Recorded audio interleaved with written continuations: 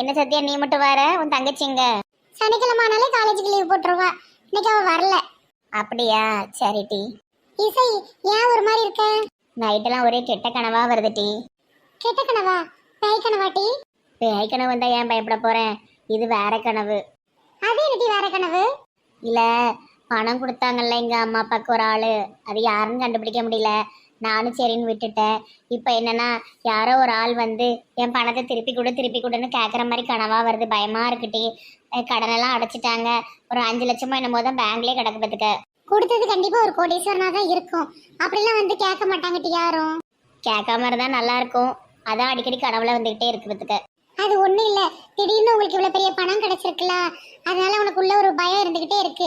எங்க வாங்கிருவாங்களோன்னு ஒன்னும் யோசிச்சுட்டு இருக்காத. நல்லா படிக்கிறத மட்டும் கவனம் செலுத்து. அந்த ஆள் நல்லா படிக்க சொல்லி தானே பணம் கொடுத்தாங்க.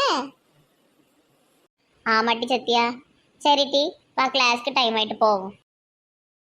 சத்யா சத்யா, செவிட்டு மூதேவி, கேட்டாலும் கேட்காத மாதிரி போயிடுவா. காலேஜ் வர வேண்டான்னு தான் இருந்தேன், ஆனால் வீட்டில் ரொம்ப போரு. எங்கள் அம்மா வேலைச்சி அது செய்யணும் உயிரை எடுத்துரும்பா. நல்ல வேலை லேட்டராலும் வந்தாச்சு. என்ன நாகராஜி, வர வர ஒழுங்காவே காலேஜுக்கு வர மாட்டுக்க. இது நல்ல மண்டைக்கிட்டலாம் வித்தியாசமா இருக்கு. ஆமால, எனக்கு கொஞ்சம் வயிற்றுல பிரச்சனை. ஹோட்டலில் சாப்பிட்டு குடலில் ஏதோ பிரச்சனை ஆயிட்டு, அதை ஒரு சின்ன ஆப்ரேஷன். இப்போ நல்லா இருக்கேன். அதில் கொஞ்சம் முடி வளர்ந்துட்டு எங்கள் அம்மா அப்படியே கோயிலுக்கு நேர்ந்துட்டாங்க பார்த்துக்க. மொட்டை போடணும். ஆமாம், உன் மூஞ்சி ஏன் ஒரு மாதிரி இருக்குது? என்ன பிரச்சனை? வீட்டில் பிரச்சனை இல்லை, அமௌண்ட் எடுத்துட்டேன். சின்ன அமௌண்ட்டு தான், அது எங்கள் அப்பா தையோதப்பான்னு குதிக்காரு. காலேஜுக்கே சொந்தக்காரன் நீ, கோடீஸ்வரன், ஒரு காசு எடுத்ததுக்கா திட்டுறாரு? என்ன ஒரு 10,000 20,000 எடுத்திருப்பியா? இல்லைல்ல, 11 லட்சம். கடவுளே, 11 லட்சமா? ஆமால, ஒரு பிள்ளையுடைய படிப்புக்காக தான் எடுத்த பத்துக்க. எங்கள் அப்பா இப்போ பணத்தை திருப்பி வை, இல்லைன்னா வீட்டுக்கே வராதுன்னு ஒரே திட்டுறாரு. 11 லட்சத்துக்கு நான் எங்கெல்லாம் போவேன்? இல்லை நாகராஜ் வாண்ட எதுவும் இருக்குமா? இல்லை, என் பேக்கெட்டில் ஒரு 15 ரூபா தாம்ல இருக்கும். ஏன்ட்ட போய் 15 லட்சம் கேக்கியா? அட போயா. என்ன பண்றதுன்னே தெரியல, எரிச்சலா இருக்கு. யாருக்குள்ள கொடுத்த? அதை உன்கிட்ட சொல்லுவேன், ஊர் புறம் கொட்டடிக்கிறதுக்கா. செஞ்ச உதவி வெளியே சொல்லக்கூடாது, யாருக்குலாம் சொல்ல மாட்டேன். ஆனா நல்லதுக்கு தான் கொடுத்துருக்கேன். நான் உன் ஃப்ரெண்டு தான். நானும் 2 செமஸ்டர் ஃபீஸ் கட்டாம தான் போட்டிருக்கேன். எனக்கெல்லாம் உதவி செய்யணும்னு உனக்கு தோணாது. பொம்பளை பிள்ளைனாலே போதுமே, இந்த பயலுகளுக்கு அப்படியே துடிச்சிரும் மனசு. இல்ல நான் நீ என்கிட்ட இடையில பணம் கேட்டிருக்க. ஏற்கனவே காலேஜில் எல்லாமே என்ன தெரியுமா சொல்கிறான்? நல்ல பணக்கார ஃப்ரெண்டு பிடிச்சிட்டேன்னு சொல்கிறாங்க. நான் உங்ககிட்ட துட்டு கேட்டேன்னா அதுக்கேற்ற மாதிரி அவனுங்களாம் சொல்கிற மாதிரி ஆயிரும். அதனால தான் நான் உன்ட்ட எதுவுமே கேட்க மாட்டேன். இந்த 11 லட்சம் பிரச்சனை முடியட்டும்ல, அப்புறம் நான் உனக்கு ஃபீஸ் கட்டி விடுதேன். இல்லைல்ல, நான் உன்ட்ட எதுவுமே என்றைக்குமே எதிர்பார்க்க மாட்டேன். மனசில் பட்டதை சொன்னேன், நான் கிளம்புதேன். நாகராஜ் இருல, கூடயே இருக்கிற ஃப்ரெண்டுக்கு என்ன கஷ்டம்னு கேட்க மாட்டானுவ. பொம்பளை பயில் சொன்னால் மட்டும் கடனை வாங்கினாலும் உதவி செய்யணும் அவ்வளவ. இதனால தான் இந்த பயலுவ அழிஞ்சு போகிறானுவ. அடல் ஊஸ் பைய கோவப்பட்டு போறான் போல தெரியுது. கடவுளே, அந்த 11 லட்சத்தை எப்படி கொடுக்க போறேன்னே தெரியல. ரொம்ப பயமா இருக்கு, படிக்கவே முடியல. ஐயோ ஐயோ ஐயோ ஐயோ, மீன் வித்துட்டு வர்றதுக்குள்ள வீட்டு தரைய மாத்திட்டானே எடுவட்ட பைய. எம்மா லூசம்மா நீ, அந்த தர வெறும் மண் தரமா? நான் பாரு அழகான கல் போட்டிருக்கேன்.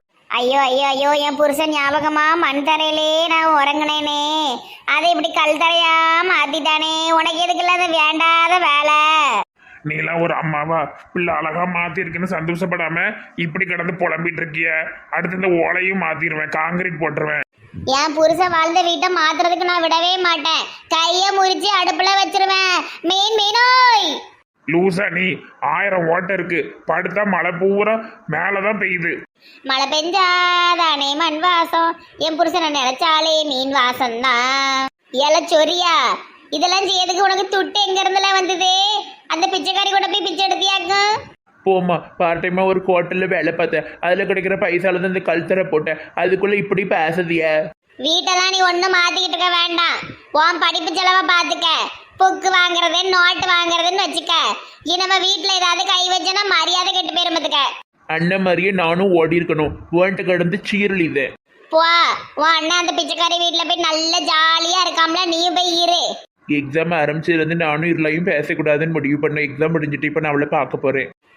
மெண்டல் பைய, நல்ல மண் தரையை இப்படி மாத்தி வச்சிருக்கானே, எரிச்சலா இருக்கு. மீனோய் இருளாகி இன்னும் நம்ம ஒரு 2 மாசம் பேசாம இருந்தோம், அதுக்குள்ள இவ்வளவு பெரிய முடிவு எடுத்துட்ட. சோரியத்தா இது விக்கு பொட்ட மண்டையா இருக்கிறதுக்கு ஒரு மாதிரி இருக்காது அந்த விக்கு வச்சிருக்கேன் கூடிச்சிக்கிற இதே மாதிரி முடி வளர்த்துருவேன். நல்லா அழகா இருக்கு, பெரிய கொண்டையா வச்சிருக்கிய. ஆனா கால் வரைக்கும் இருக்கிறது நல்ல இல்ல, கொஞ்சம் கட்டையா வெட்டினேன்னா அசின் மாதிரி இருப்ப. இதெல்லாம் அசின் கேட்க கூடாதுன்னா நீ சோஷியல் மீடியா விட்டு விலகி இருக்காவ போல. போங்க சோரியத்தா. எக்ஸாம்ல எப்படி எழுதியிருக்க? எல்லாம் சூப்பரா எழுதிருக்கேன், நிறைய மார்க் வரும். நான் ஏதோ பரவாயில்லாம எழுதியிருக்கான்னு எல்லாத்துலயும் பாஸ் ஆயிருவேன். சரி சரி சரி சரி வாங்க போய் ஏதாவது பெரிய ரெஸ்டாரண்ட் போய் சாப்பிடுவோம். என்கிட்ட 5 பைசா கிடையாது டி. நான் இருக்கம்ல சோரியத்தா வாங்க. ஏதோ நீ பிச்சைக்காரங்களுக்கு பொண்ணா இருக்க போய் நிறைய பணம் வச்சிருக்க. எங்களை மாதிரி சாதாரண வேலைக்கு போறவங்க என்ன செய்ய முடியும்? நல்ல 5 ஸ்டார் ஹோட்டல்ல சாப்பாடு வாங்கி கொண்டு நல்லா இருக்கும். சாப்பிட்டு முடிச்சிட்டு சோரியத்தானுக்கு லேப்டாப் வாங்கி தர போறேன். ஐ லேப்டாப் இந்த மாதிரி ஒரு ஆள் கிடைக்கிறதுக்கு நான் கொடுத்து வச்சிருக்கணும். எல்லாம் எங்க அம்மாவுடைய மகிமை தான், நிறைய பணம் கொடுத்துருக்காங்க. வாங்க செலவு பண்ணுவோம் ஜாலியா.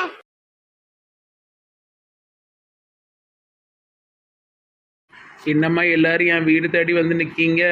சம்மந்தி அம்மா நல்லா இருக்கீங்களா? நல்லா இருக்கேன் தலைவரே. என்ன விஷயம்? தலைவரே, நாங்க ஒரு பாவைக்காய் ஊறுகாய் போடுவோம் பாத்தீங்களா, அதுல எங்களுக்கு ஒரு 100 பாட்டிலுக்கு ஆர்டர் வந்திருக்கு பார்த்துக்கிடுங்க. ஆர்டர் எங்களுக்கு பிடிச்சு கொடுத்ததே உங்க மச்சான் தான், அதான் காமாட்சிக்காக்கு தம்பி. அப்படியா? அவன் நல்ல காரியெல்லாம் பண்ணுதானா? அவர் நல்லவர் தான், அவர் கூட பிறந்தவங்க பொண்டாட்டி தான் வெறும் குணங்கானாத சிடுமூஞ்சி.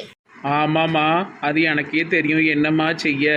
தலைவரே, சுத்தி வளைச்சு பேச விரும்பல, எங்களுக்கு ஊறுகாய் பண்ணதுக்கு ஒரு இடம் வேணும். இடமா? என்ன இடம்? கிச்சன், எங்க வீட்டு கிச்சன் வேணுமாமா? எடுத்துக்கிடுங்க. கிச்சன்ல எல்லாம் அடுப்பு முட்டி செய்ய முடியாது. உங்களுக்கு இருக்கிற தோட்டத்துல ஒரு 1 மணி நேரம் பர்மிஷன் கொடுத்தீங்கன்னா நாங்க போய் அங்க செஞ்சுக்கிடுமோ. இது ஏன்ட்ட மெனக்கிட்டு வந்து கேட்கணுமா? நீங்களே போய் செஞ்சுக்கிட வேண்டியதுன்னு யார் என்ன சொல்ல போறாவோ? நீங்க பெருந்தன்மையா பேசுதீங்க. வடிவு பாட்டி எனக்கு எங்களை அடிச்சு விரட்டிட்டாவோ. அவங்க தோட்டத்துலதான் உட்காந்து நாங்க ஊறுகாய் பண்ணிட்டு இருந்தோம், அதான் பர்மிஷன் கேட்க வந்தோம். ஏம்மா இத்தனை வருஷம் இருக்கீங்க, என்னைய பத்தி தெரியாதாம்மா? நான் அப்படி என்னைக்காவது பண்ணியிருக்கேனாம்மா? ஏன் சம்மந்தப்பட்டது எதுவுமே நீங்க என்கிட்ட கேட்கவே வேண்டாம், தாராளமா எடுத்துக்கலாம். அப்போ உங்க பொண்டாட்டியை நாங்க எடுத்துக்கிட்டோம். தாராளமா எடுத்துக்கிடுங்கம்மா, உங்களுக்கு புண்ணியமா போகும். உங்க வீட்டு ஆட்டோரில் எடுத்துட்டு போனா கூட எங்களுக்கு அதை வச்சு ஒரு லாபம் இருக்கு. உங்க பொண்டாட்டியை கொண்டு போய் எங்களுக்கு ஒண்ணும் கிடையாது. ஏமா எங்களுக்கு வேண்டாம். தெரிஞ்சா சரிதான். சரி தலைவரே, இப்ப உங்க தோட்டத்துல போய் நாங்க ஊறுகாய் செய்தோன்னே. சரிம்மா செய்யுங்க. எனக்கு கடைசியில் மிச்சம் மீதி இருந்தால் ஒரு 1/2 பாட்டில் தாங்கம்மா, நல்லா இருக்குன்னு என் மச்சன் சொல்லிட்டு கிடப்பான். உங்களுக்கு இல்லாத ஊறுகாய தலைவரே, உங்கள் நல்ல மனசுக்கு எத்தனை நாளும் தரலாம், சரியா? இருந்ததுன்னா தரோம். சரிம்மா, நீங்கள் போங்க. அதுக்குள்ள நான் தோட்டக்காரனுக்கு போன் அடித்து திறந்து வைக்க சொல்லுதேன். தலைவரே, உங்க நல்ல குணத்துக்காக தான் உங்களை நாங்க நிரந்தர தலைவரா வச்சிருக்கோம். எத்தனை பேர் போட்டி போட்டாலும் எப்பவும் எங்களுக்கு தலைவர் நீங்க தான். உங்களை அன்புக்கு நன்றிம்மா. இது என்ன தோட்டம்க்கா? சப்போட்டா பழம் தோட்டம் டி. ஒரு காயவும் காணுமேக்கா, ஏதாட்டும் திங்களான்னு பார்த்தா. ஆமாட்டி, இங்கேயே எடுத்து தின்னுட்டு அவர்கிட்டையும் கெட்ட பேர் வாங்கிட்டு போனோம்ல. நம்ம தலைவர் என்ன எடுத்தாலும் ஒன்றும் சொல்ல மாட்டாருக்கா. அவர் வீட்டையே நம்ம எடுத்தா கூட அவர் ஒன்றும் சொல்ல மாட்டாரு. ஆமா, ரொம்ப நினப்பு தான், வீட்டை விடுதாவ. எம்மாடி இளிச்சக்காலுக்கு எவ்வளோ கோவம் வருது பார்த்தீங்களாக்கா? ஏன்னா அவங்க மகா வாழ்ற வீடுல நம்ம எடுத்துருவோமோன்னு பயம். ஓ மோர போட்டி மெண்டல் பின்ன இருக்காதா? என்ன இருந்தாலும் சம்மந்தி ஐயால. ஆமா, இன்னைக்கு எண்ணெயை பிடிச்சி ஓட்ட ஆரம்பிச்சிட்டாளவோ. ஏடி ஊறுகாய் சிக்கரச்சை நானும் பார்க்கணும், நம்ம நானும் செய்யணும் பத்துக்க. நீ கிழிச்ச வாய் பேசதான் லாய்க்கு. நல்ல பாவக்காவை நறுக்கிறத எடுத்ததுல போடு. ஆல் கேர்ள்ஸ், பாவக்காவை சீக்கிரம் நறுக்குங்க, உள்ள போடுவோம். பேசிட்டே இருக்காதட்டி கீதா, எனக்கு ஒரு வேலைக்கு ஓடாது, சீக்கிரம் பண்ணு. எடி சான்சரணி, இந்த பாவக்க ஒரு பெரிய கல்யாண வீட்டுக்கு போகுது பத்தியா? எல்லாரும் சாப்பிட்டுட்டு நல்லா இருக்குன்னு சொல்லி எல்லாரும் ஆர்டர் கொடுத்தா சூப்பரா இருக்கும்ல. ஆமாட்டி, இந்த நேத்து வந்து தரசிலாம் தொழில் அதிபர் ஆயிட்டா. ஆனா நம்ம கதையே பாருங்க, அடுத்தவங்களை பார்த்து பொறாமப்படக்கூடாதுட்டி. அது அவங்க பணக்கார குடும்பம்னாலே ஃபேக்டரி கிடைச்சிட்டு மகாராஜா வச்சு கொடுத்துட்டான். சரி வாங்க வேலையை பார்ப்போம். அப்பா இவ்வளோ ஊறுகாய் போட்டோமா? சூப்பரா இருக்க, அழகா அடிக்க வச்சாச்சே. சுந்தரி மாதிரி திறமையான பிள்ளைய நான் எங்கேயுமே பார்த்ததில்ல. என்னால முடிச்ச அளவு பண்ணியிருக்கேங்க. சரி கொண்டு போகணும். எப்போ கொண்டு போவேன்? நாளைக்கு தாண்டி கொண்டு போனோம். பாவம், அந்த ஏஞ்சல் பிள்ளை தான் எல்லாம் செலவும் பண்ணிச்சு. இப்போ அந்த பிள்ளைய காணுமே. ஊருக்கு டெலிவரி பண்ணும்போது ஏஞ்சலை கூட்டிட்டு தான் போனோம். ஊறுகாவை கொடுத்துட்டு தான் பைசாவே வாங்கணும். எங்க சுந்தரி மாதிரி கை பக்குவத்துல பண்ண ஊறுகாய் சாப்பிட்டா 10 ஊரு மணக்கும். ஒரு வழியா 100 பாட்டில் போட்டாச்சு. ஒரு 4 பாட்டில் ஊறுகாய் மிச்சம் இருக்கு. ஆளுக்கு கொஞ்சம் கொஞ்சம் எடுத்துட்டு ஒண்ணு நம்ம தலைவர் கொடுத்துருவோம். சரி டி. இந்த ரூமுக்கு அது கிளவி வரவே விடக்கூடாது. ரூமை நாசம் பண்ணுதா. செல்லமாக்கு அறிவே இல்லை. கண்ட ஆட்களெல்லாம் வீட்டுக்குள்ளே ஏற்ற வேண்டியது இதே வேலையா போச்சு. சரி டீ கடைக்கு போவோம். வாங்க ஹீரோயின் வாங்க. எங்க போயிட்டு வரீங்கக்கா? அப்படியே தெருவுல போய் ஆண்டிட்டு வரேன். ஏட்டி செல்லம்மா, அந்த கிழவனது ரொம்ப விட்டு போக சொல்லாமட்டி. ஏக்கா, அது என் தம்பியில் அக்காம போகவும் மாட்டுக்கான என்ன செய்ய? இதுதான் நீங்க விருந்தாளிக்கு கொடுக்குற மரியாதையா? 2 பேரும் ஒன்றா அட்ஜஸ்ட் பண்ணி இருக்க வேண்டியதானே? கூறு கட்ட சிரிக்கி எப்படி பேசுதா? ஏக்கா, எங்க வீட்டுல இருக்கிறது 2 பெட்ரூமு. ஒன்னு என் மகனும் என் மருமவளும் இருக்கா, இன்னொன்னு இல்ல இப்ப இந்த எங்க தம்பி இருக்கா. நாங்களாம் ஹாலில் தான் படுப்போம். நீங்க வேணா இங்க இருங்களேன். எனக்கு அந்த ரூமு தான் வேணும். சரியா போச்சு. நான் போய் ஓய்வெடுக்கேன். ஊர்லேருந்து வந்ததுலேருந்து ஓய்வு மட்டும் தானே எடுத்துக்கிட்டு இருக்கு. ஏட்டி, எப்ப இந்த ஜோதி அக்கா வீட்டுக்கு போவோம்? எரிச்சலா இருக்க. கீதாக்கா கிட்ட சொல்லுதேன் வந்து கூட்டு போ சொல்லி. இங்கே கடந்து உயிர் எடுத்துட்டு கிடக்கு. ஆனால் நல்ல ஜாலியாக தான் இருக்கு. ஜாலியாவா இருக்கு? அவன் தங்கராசாவும் இதுவும் சண்டலா போட்டு கிடக்காவ. வெத்தலை போடணும் போல இருக்க. போடுவோம் வெத்தலைய போடுவோம். கொட்டா பாக்கு கொழுந்து வெத்தலை போட்டா வாய்ச்சவக்கும். மச்சானோ மச்சினியும் சந்தா தூள் பறக்கும். எங்கிட்ட துப்புன்னு தெரியலையா? இந்த கிழமை மெத்தையில துப்பி வைப்போம். ஓவர வாய் புளிச். சரி போய் வாய கழுவுவோம். கிழமை மாறானே வாரான். வெத்தலை போடுவீங்களா? இல்ல பழக்கம் இல்ல. எங்கே கிளம்பியாச்சு? அந்த மரத்துக்கு அடியில நிறைய பேர் இருக்காளுவ. எல்லாரோடையும் வீட்டு கதையும் கேட்க நல்லா இருக்கு. அடுத்தவங்க கதை நல்லா தான் இருக்கும். ஆமா ஆமா